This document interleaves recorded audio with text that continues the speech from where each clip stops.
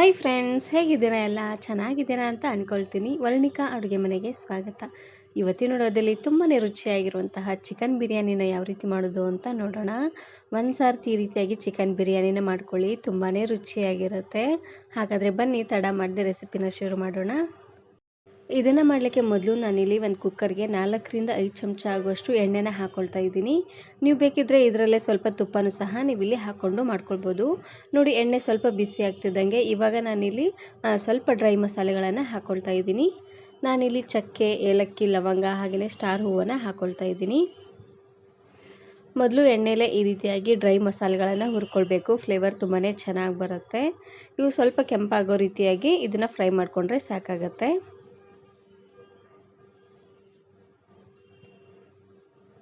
ನೋಡಿ, ಈ ರೀತಿಯಾಗಿ ಫ್ರೈ ಆಗ್ತಿದ್ದಂಗೆ ಇವಾಗ ನಾನಿಲ್ಲಿ ಮೀಡಿಯಮ್ ಸೈಜಿನ ಒಂದು ಈರುಳ್ಳಿ ಹಾಗೆಯೇ ಖಾರವಾಗಿರುವಂತಹ ಒಂದು 4-5 ಹಸಿರು ಮೆಣಸಿನಕಾಯಿನ ಈ ರೀತಿಯಾಗಿ ಉದ್ದವಾಗಿ ಕಟ್ ಮಾಡಿ ಹಾಕ್ಕೊಳ್ತಾ ಇದ್ದೀನಿ.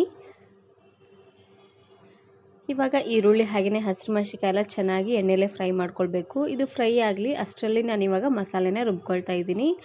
ಇವಾಗ ನಾನಿಲ್ಲಿ ಒಂದು ದೊಡ್ಡ ಮಿಕ್ಸಿ ಜಾರ್ಗೆ 3ರಿಂದ 4 ಇಂಚ್ ಆಗುವಷ್ಟು ಶುಂಠಿನ ಮೇಲ್ಗಡೆ ಸಿಪ್ಪೆನ ತೆಗೆದು ಈ ರೀತಿಯಾಗಿ ಸಣ್ಣದಾಗಿ ಕಟ್ ಮಾಡಿ ಹಾಕ್ಕೊಳ್ತಾ ಇದ್ದೀನಿ.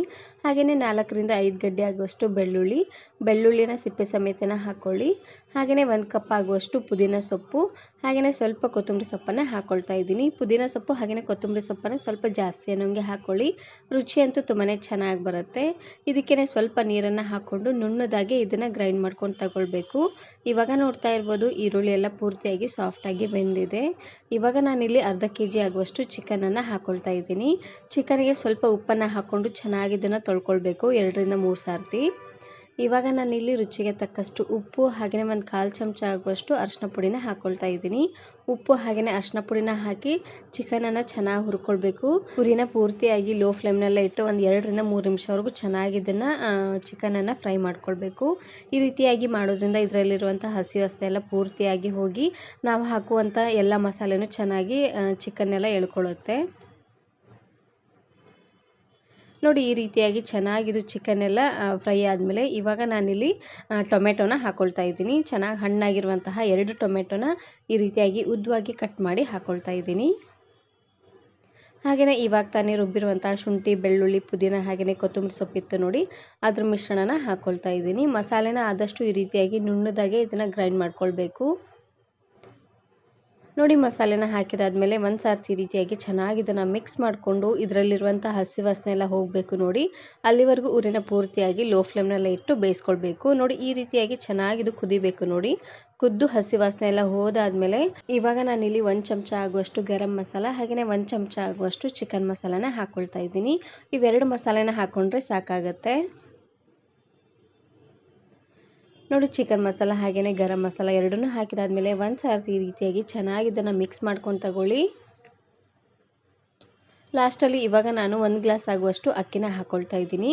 ನಾನಿಲ್ಲಿ ಅರ್ಧ ಗ್ಲಾಸ್ ಆಗುವಷ್ಟು ಸೋನಾ ಮಸೂರಿ ಅಕ್ಕಿ ಹಾಗೆಯೇ ಅರ್ಧ ಗ್ಲಾಸ್ ಆಗುವಷ್ಟು ಬಾಸ್ಮತಿ ರೈಸನ್ನು ಹಾಕ್ಕೊಳ್ತಾ ಇದ್ದೀನಿ. ನೀವು ಬೇಕಿದ್ರೆ ಪೂರ್ತಿ ಬಾಸ್ಮತಿ ರೈಸಲ್ಲೂ ನೀವು ಇದನ್ನು ಮಾಡ್ಕೊಳ್ಬೋದು, ಚೆನ್ನಾಗಿರುತ್ತೆ. ಅಕ್ಕಿನ ಚೆನ್ನಾಗಿ 2ರಿಂದ 3 ಸಾರ್ತಿ ಚೆನ್ನಾಗಿ ಇದನ್ನು ತೊಳೆದು ಒಂದು ಅರ್ಧ ಗಂಟೆ ಅಷ್ಟೊತ್ತು ನೆನೆಸಿ ಮಾಡ್ಕೊಳ್ಳಿ. ಬಿರಿಯಾನಿ ಅಂತೂ ತುಂಬಾ ರುಚಿಯಾಗಿ ಉದ್ದುದ್ರಾಗಿ ಬರುತ್ತೆ. ನೋಡಿ, ಅಕ್ಕಿನ ಹಾಕಿದಾದ್ಮೇಲೆ ಒಂದೇ ಒಂದು ಸಾರ್ತಿ ಈ ರೀತಿಯಾಗಿ ಚೆನ್ನಾಗಿ ಇದನ್ನು ಮಿಕ್ಸ್ ಮಾಡಿಕೊಂಡು 2 ಗ್ಲಾಸ್ ಆಗುವಷ್ಟು ನೀರನ್ನು ಹಾಕ್ಕೊಳ್ಬೇಕು.